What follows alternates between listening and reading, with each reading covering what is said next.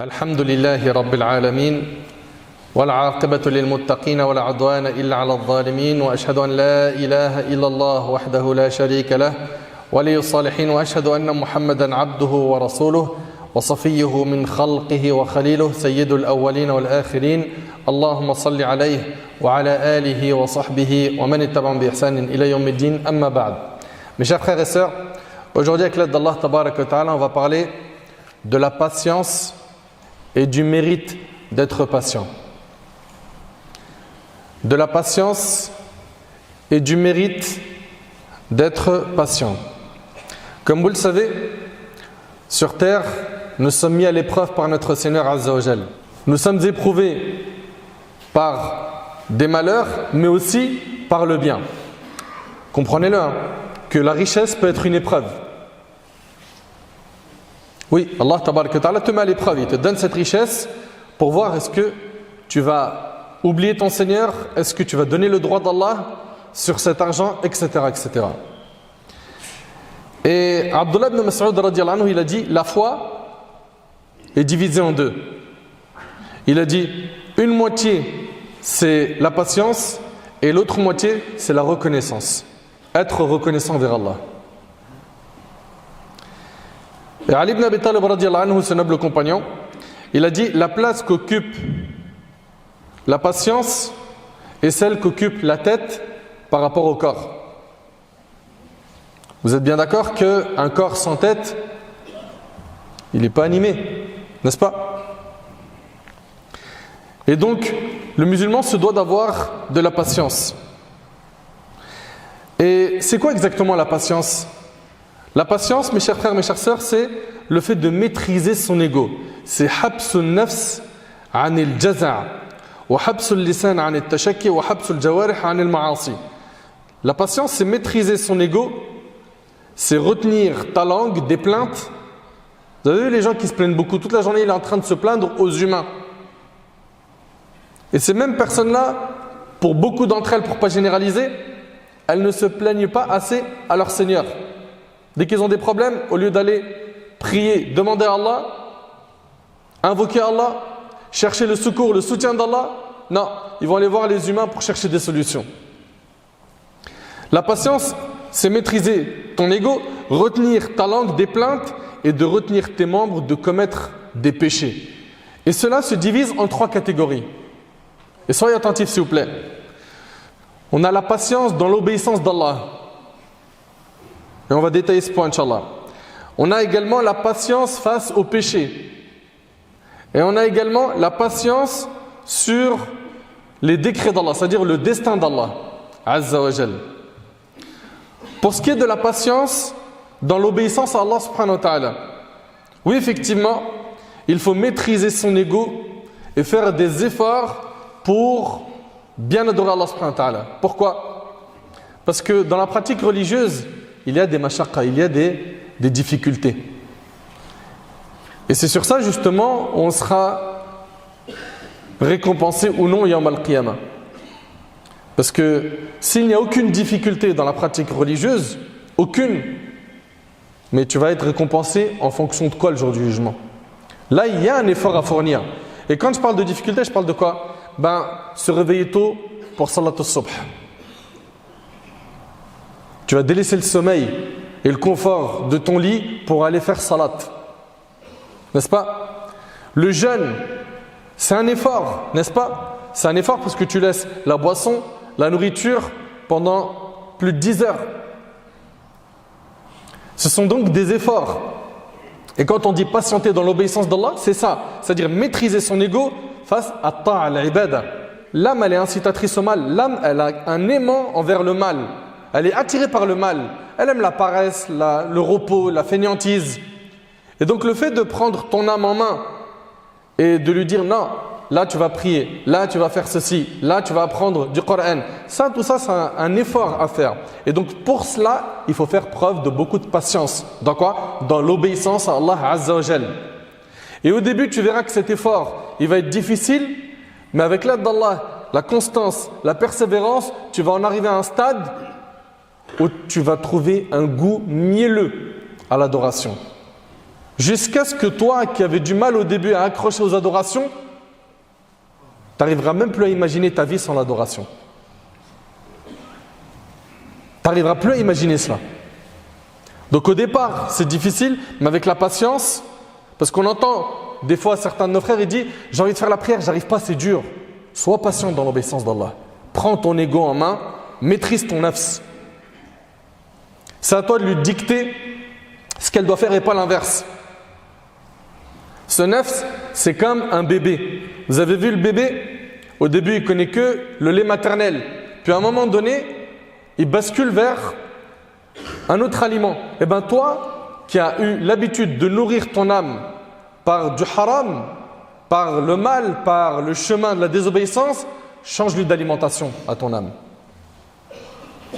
Change-lui d'alimentation. Prends en main ton âme. Et donc ici, la personne doit faire des efforts. Même dans as-sadaqa, al-infaq fi sabilillah, le fait de dépenser, c'est un effort. Et nafs, qu'est-ce qu'il préfère? Non, garde, on ne sait jamais. Comme ça, tu te fais plaisir à toi et tes enfants. Ah, tu vas donner pour la mosquée, tu vas donner pour telle association, tu vas donner pour ton frère qui est dans le besoin pour une opération. Des fois, le nafs, non, elle n'aime pas, elle n'accroche pas. Donc, il faut la patience dans quoi? Dans l'obéissance d'Allah tabaraka wa ta'ala. Ça veut dire quoi? Ça veut dire maîtriser son ego dans l'obéissance d'Allah. Et la maîtrise de l'ego dans l'obéissance d'Allah, elle va apparaître dans 3 moments. Avant la bonne action, pendant la bonne action et après la bonne action.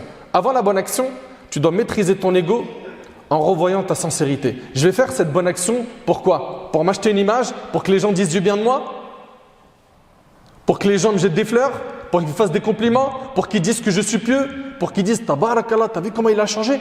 Il est passé d'égaré loin d'Allah. Regarde maintenant ses prières à la mosquée. Et ce frère en question, il se peut qu'il ait tout fait pour que les gens disent de lui du bien, des compliments, des éloges. Sache que si ton intention c'est d'acheter une image auprès des gens, ta récompense, tu l'as déjà eu sur terre. Tu n'en auras pas le jour du jugement. Ça, c'est terrible. C'est pour ça qu'il y a ici un effort à faire avant de faire la bonne action. C'est pourquoi je la fais. Pourquoi j'ai pris la parole et j'ai dit un verset ou un hadith. Pourquoi ici j'ai gardé le silence? Il faut que tu te poses la question, est-ce que tu as fait ça pour les gens ou pour Allah? Si c'est pour Allah, alhamdulillah, tu as validé une des étapes qu'il faut valider. Ensuite, il faut maîtriser son ego pendant la bonne action. Ça veut dire quoi? Ça veut dire que tu vas la faire en te conformant à la sunna du prophète sallam. D'accord? Tu vas chercher à faire en sorte que tous tes actes soient conformes à la sunna du prophète sallam. Et ensuite, troisièmement, pour ce qui est de la bonne action, il va falloir que tu maîtrises ton ego après avoir fait la bonne action en te privant de divulguer tes hasanat à ceux qui t'entourent. Pourquoi? Pour te préserver justement de quoi? De l'ostentation, encore une fois. De ash-shuhra. Tu veux être célèbre. Hein? Il cherche à être célèbre comme étant quelqu'un qui est un grand donateur. Regarde, moi, c'est pas une fois, c'est pas 2 fois, je donne et devant tout le monde. Alors, tu l'as fait une fois, ok, c'est pas ton train de vie quotidien que tu donnes une sadaqa en public. Pourquoi pas? Mais par contre, toutes tes bonnes actions, tu les montres après que tu les aies faites, c'est un vrai problème. Donc il y a également un effort à faire quand tu fais la bonne action. En quoi? En cachant cette bonne action. Il y a des bonnes actions qu'on cache, il y en a d'autres non. Tu es venu à la Jumu'ah, tu ne vas pas le cacher. Tu es venu prier ici, tu ne vas pas le cacher. Tu jeûnes le mois de Ramadan, tout le monde jeûne le mois de Ramadan. Nous on parle ici des actions surrogatoires. Tu jeûnes le lundi et jeudi, pourquoi tu le dis à tout le monde? Tu veux parler à un orphelin, pourquoi tu le dis à tout le monde? À quel moment tu as garanti la sincérité de ton acte en disant à tout le monde? Par contre, si tu l'as dit à personne, que tu as jeûné le lundi, que tu as fait une aumône, que tu as débloqué la situation de quelqu'un, tu as dit à personne, il n'y a qu'Allah qui le sait. Là, alhamdulillah, il y a ici assez d'éléments qui montrent que tu as cherché la sincérité et qu'Allah tabaraka wa ta'ala accepte nos actions. Pour ce qui est de la première catégorie de patience, on a la patience face à l'obéissance d'Allah. Ensuite, on a quoi? On a le fait de patienter face au péché. Allah tabaraka wa ta'ala, il nous dit, l'âme est très incitatrice au mal, à moins que mon Seigneur, par miséricorde, ne la préserve du péché. Donc l'âme, elle est incitée, elle est incitatrice au mal. L'âme est incitatrice au mal. Elle penche vers tout ce qui est égarement, vers tout ce que le diable va lui embellir. Et donc le fait de tenir son âme avec les brides de la patience va t'aider à bien cheminer vers Allah. Et je le sais, regardez, mes frères, surtout les jeunes et mes sœurs, je sais très très bien que dans le pays dans lequel on est, il y a énormément de tentations et de facilité à désobéir à Allah subhanahu wa ta'ala. Et votre récompense, ça sera immense quand vous allez vous accrocher à votre religion. Même si autour de vous, il y a des grandes vagues qui tentent de vous amener vers l'égarement, vers les péchés, vers le fait de fumer, boire, désobéir aux parents. Combien aujourd'hui on entend des parents malheureusement qui perdent le contrôle, 15-16 ans, ils ne savent plus ce qui se passe. Ça y est, le petit, il est dans la drogue. Ça y est, le petit, wallah, il y a des histoires, j'en entends tellement en ce moment, beaucoup d'histoires. Il y a des vagues qui cherchent à prendre nos frères et nos sœurs, nous-mêmes. Je ne parle pas que des jeunes, nous-mêmes, c'est des vagues qui tentent de nous prendre vers l'égarement, vers le haram. Il faut maîtriser ton ego et faire très attention. Très attention. Et parmi les moyens qui vont te permettre de maîtriser ton ego face au péché, donc de patienter face au haram, il y a 2 points. Le premier, c'est le fait de penser aux conséquences du péché. Pense-y. Je m'adresse ici de manière générale à nos frères et nos sœurs, par exemple, qui sont tombés dans la fornication. Ok? Et ils ont pris goût à ça. Ils en sont arrivés aujourd'hui à kiffer ce péché. Ils l'aiment trop. Pense aux conséquences de ce péché. Pense-y, ici-bas et dans l'au-delà. Dis-toi que tu ne peux pas gagner en désobéissant à Allah. Que le haram il brûle. Que tôt ou tard ça va te retomber dessus. Tu vas te retrouver avec une histoire, tu vas te dire mais comment m'en sortir? Ça s'appelle les conséquences du haram. Ça c'est juste sur terre. Sans compter ce que la personne peut goûter après la mort si elle ne s'est pas repentie. Patienter face à un péché en se privant de le faire est plus facile que de goûter à l'enfer. Et ça, j'aimerais bien que tu réfléchisses à cette phrase. Patienter en maîtrisant ton nafs, en te privant de faire un péché, c'est plus facile que de goûter à l'enfer. Et si l'intelligent compare ce péché qu'il veut faire, qui est un plaisir finalement éphémère, avec ce qu'il risque comme châtiment le jour du jugement, cela l'aidera à abandonner le péché. Juste réfléchis. Tu vas gagner quoi? Quelques minutes de plaisir en faisant ce péché, mais regarde, tu t'exposes à quoi de l'autre côté?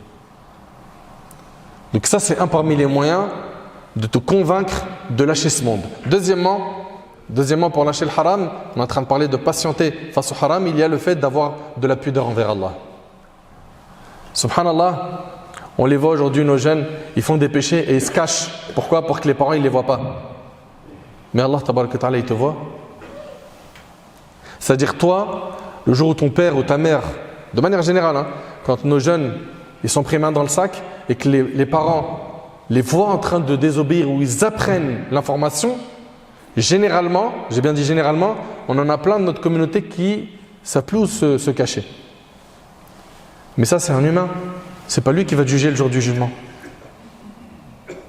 Réfléchis maintenant à ton Seigneur qui te voit tout le temps, en public et en secret. N'as-tu pas honte? Il t'a donné autant de bienfaits, la santé, de quoi manger, un toit, etc. etc. Tu as énormément de bienfaits. Et comment est-ce que tu es reconnaissant vers Allah?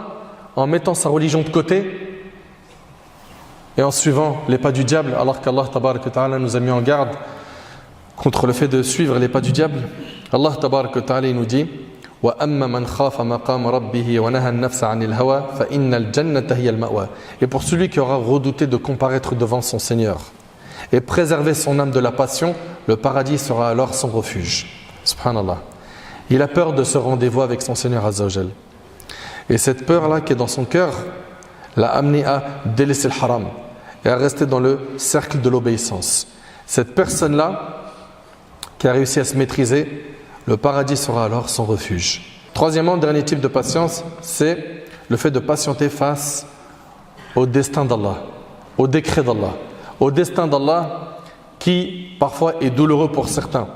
Il est touché par des malheurs. Anas ibn Malik radiyallahu anhu, il rapporte que le prophète alayhi salatu wassalam, il passe devant une femme qui pleurait auprès d'une tombe. Et il lui a dit, crains Allah et sois patiente. Elle était en train de pleurer dans une version de l'imam Muslim, elle était en train de pleurer l'un de ses enfants. D'accord? Elle a perdu un de ses enfants, elle était devant sa tombe et elle pleurait.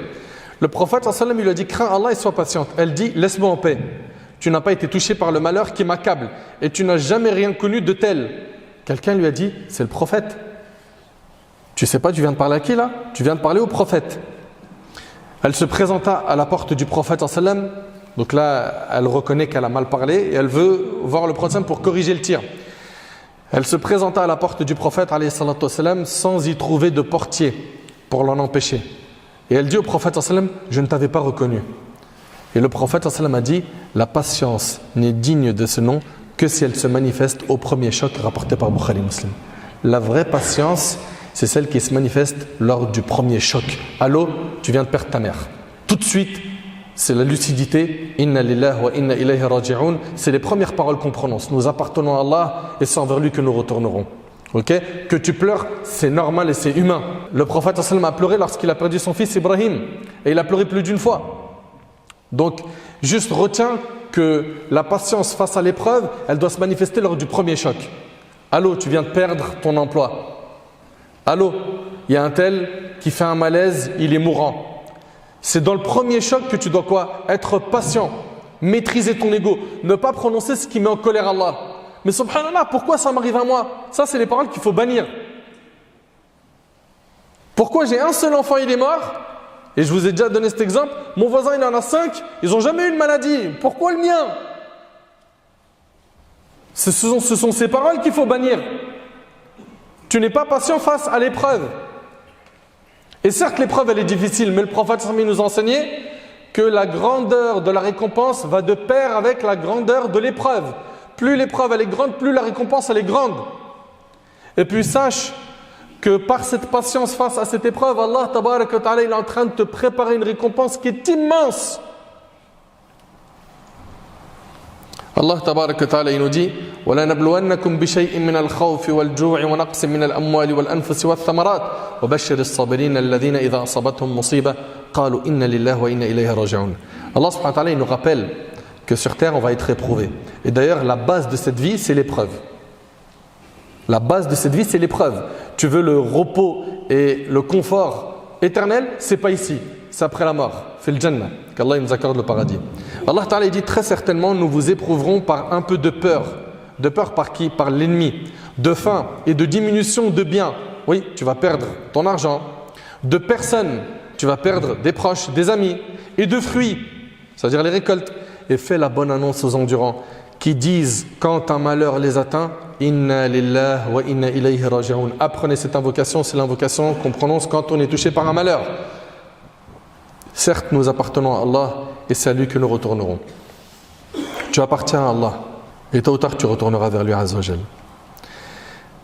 Donc patiente face aux épreuves. Et parmi les choses qui nous aident à patienter face à l'épreuve, il y a plusieurs choses. La première, c'est d'avoir la foi au destin, bon et mauvais. Et quand on dit avoir la foi au destin bon et mauvais, il est mauvais en réalité en apparence. Parce que l'affaire du croyant ne comporte que du bien. Tu as eu une épreuve en tant que croyant, pour toi c'est un malheur, c'est un mal, mais derrière Allah te cache beaucoup de bien. Il t'élève en degré, il te pardonne tes péchés, il te rapproche de lui, etc. etc. C'est une kafara lidhunub. Allah Ta'ala est en train de t'expier tes péchés. Allah Ta'ala nous dit Ma asaba min musibatin fil ardi wa la fi anfusikum illa fi kitabin min qabli an nabra'aha inna dhalika 'ala Allah yasir. Nul malheur n'atteint la terre ni vos personnes qui ne soit enregistré dans un livre avant que nous ne l'ayons créé. Et cela est certes facile à Allah. C'est-à-dire que tout ce qui t'arrive, ça a été écrit par Allah, c'était destiné. Est-ce que ça veut dire par là que tu n'as pas le libre arbitre? Absolument pas. Tu es libre de tes choix. Mais tout ça, Allah Tabaraka wa Ta'ala le savait à l'avance. Et un jour, Ubadah ibn Samit radiyallahu anhu dit à son fils, ô mon fils, tu ne goûteras pas réellement à la foi tant que tu ne croiras pas que ce qui t'est arrivé devait t'arriver. Et que ce qui ne t'est pas arrivé ne pouvait t'atteindre. Tu ne goûteras pas réellement à la foi tant que tu ne croiras pas que ce qui t'est arrivé devait t'arriver. Ce qui t'a atteint là, ce qui t'a touché, devait t'atteindre. Et que ce qui ne t'est pas arrivé ne pouvait t'atteindre. Tu n'as pas réussi à te marier avec cette sœur, avec ce frère, tu n'as pas réussi à décrocher cet emploi, etc. etc. Ce qui ne t'est pas arrivé ne pouvait t'atteindre. Tu as fait toutes les causes et ça ne marche pas.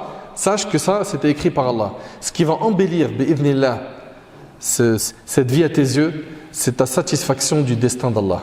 Plus tu vas être satisfait du destin d'Allah, plus tu seras heureux dans ta vie.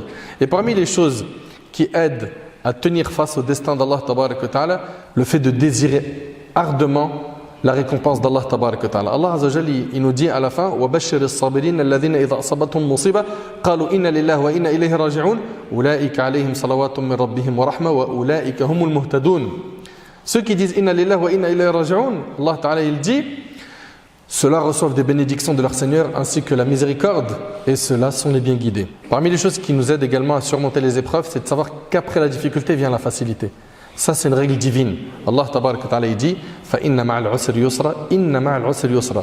La difficulté s'accompagne toujours d'une facilité. Oui, la difficulté s'accompagne toujours d'une facilité. Ceci est la promesse d'Allah. Toute difficulté, si grande soit-elle, s'accompagne d'une facilité. La formulation en arabe indique que pour la même difficulté, une et même difficulté, plusieurs facilités sont accordées.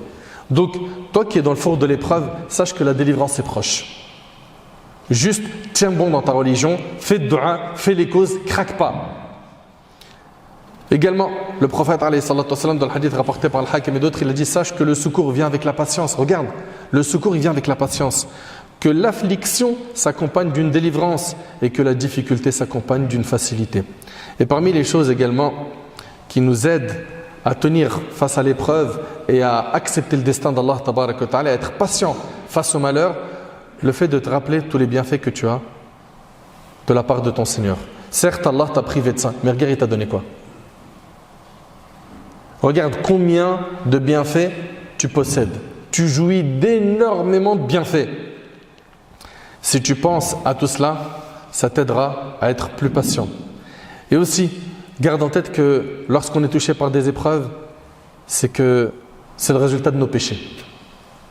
Allah Ta'ala dit وَمَا أَصَابَكُم مِّن مُّصِيبَةٍ فَبِمَا كَسَبَتْ أَيْدِيكُمْ وَيَعْفُ عَن كَثِيرٍ. Tout malheur qui vous atteint est dû à ce que vos mains ont acquis. Et il pardonne beaucoup. Ça veut dire quoi? Ça veut dire que c'est à cause de nos péchés qu'on subit ces épreuves. Donc si tu te rappelles de tout cela, ça va t'aider, Inch'Allah, à te repentir quand tu es touché par une épreuve, à revenir vers Allah, à le craindre comme il le faut, à avoir de l'espoir de sa miséricorde, etc. Allah Ta'ala il dit également وَإِن تَصْبِرُوا وَتَتَّقُوا فَإِنَّ ذَلِكَ مِنْ عَزْمِ الْأُمُورِ. Mais si vous êtes endurant et pieux, voilà bien la meilleure résolution à prendre. Et Allah Azza wa Jalla il dit إِنَّمَا يُوَفَّى الصَّابِرُونَ أَجْرَهُمْ بِغَيْرِ حِسَابٍ. Les endurants, ceux qui ont enduré, les endurants auront leur pleine récompense sans compter. C'est-à-dire que tu auras énormément de récompenses qui t'attendent le jour du jugement. Subhanallah. Mes chers frères, mes chères sœurs, Allah Tabaraka wa Ta'ala nous a recommandé la patience dans 90 versets. Allah Ta'ala a fait l'éloge de ceux qui sont patients et il leur a annoncé des bonnes nouvelles, qu'ils auront des récompenses sans limite le jour du jugement. Tenons bon et soyons patients face à l'obéissance d'Allah Subhanahu wa Ta'ala. Soyons patients face au péché, craque pas ton pas dans le péché. Tiens bon, invoque Allah, fréquente des pieux, apprends beaucoup ta religion, apprends à connaître Allah, ça t'aidera à mieux l'adorer. Et patiente face au destin d'Allah tabaraka wa ta'ala, et garde en tête que tout ce qui nous arrive, même si en apparence ça peut te sembler être un grand malheur, sache que derrière ce malheur, alhamdulillah, il y a un grand bien pour nous. Enfin, relativise et on demande à Allah tabaraka wa ta'ala, pour terminer, de faire de nous des patients. On demande à Allah Azza wa Jal de nous accorder la force de tenir face aux épreuves, qu'Allah subhanahu wa ta'ala fasse de nous des pieux, qu'Allah Azza wa Jal nous aide à tenir et à nous accrocher à notre dîn jusqu'à notre dernier souffle.